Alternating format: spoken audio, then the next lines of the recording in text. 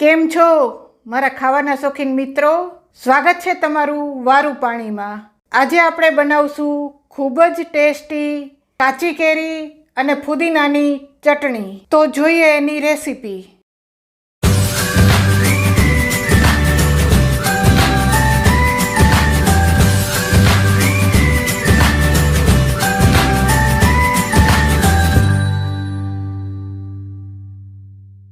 બે મીડિયમ સાઇઝની કાચી કેરી, થોડા ફુદીનાના પાન, બે મોટા લીલા મરચાં અને થોડા લીલા ધાણા.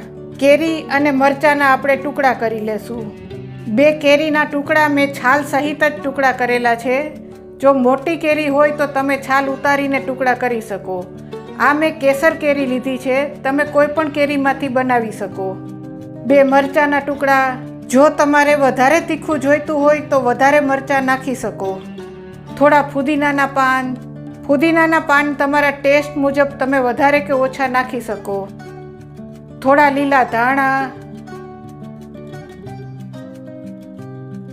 1 ચમચી કાચી વરિયાળી લેશું. કાચી વરિયાળીથી ચટણીનો ટેસ્ટ ખૂબ જ સરસ આવશે. અડધી ચમચી આખું જીરું લેશું. થોડી હિંગ લેશું. અડધી ચમચી ધાણા જીરું પાવડર લેશું. 1 ચમચી લાલ મરચું પાવડર લેશું. આમાં ગોળ અને મીઠું આપણે છેલ્લે એડ કરશું. 5-6 બરફના ટુકડા નાખી થોડું પીસી લેશું. બરફના ટુકડા નાખવાથી ફુદીનો અને ધાણાનો કલર લીલો જળવાઈ રહેશે. બરફની જગ્યાએ થોડું ઠંડુ પાણી નાખીને પણ પીસી શકાય.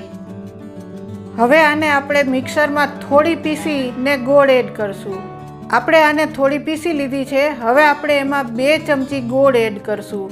ગોળની જગ્યાએ તમે ખાંડ પણ લઈ શકો. ફરીથી થોડી પીસી લેશું અને છેલ્લે આપણે એમાં મીઠું એડ કરશું, કારણ કે ચટણી પીસાઈ ગયા પછી તેની ક્વોન્ટિટી ઓછી થઈ જતી હોય છે, એટલે આપણે મીઠું છેલ્લે એડ કરશું. સ્વાદ પ્રમાણે મીઠું એડ કરી અને છેલ્લે આપણે સારી રીતે પીસી લેશું. હવે આપણી ચટણી સારી રીતે આપણે પીસી લીધી છે. હવે આપણે એને એક બોલમાં લઈ લેશું. તો તૈયાર છે આપણી ખૂબ જ ટેસ્ટી કાચી કેરી અને ફુદીનાની ચટણી. તમે પણ આ રીતે ટ્રાય જરૂરથી કરશો મિત્રો. ખૂબ જ ટેસ્ટી બને છે.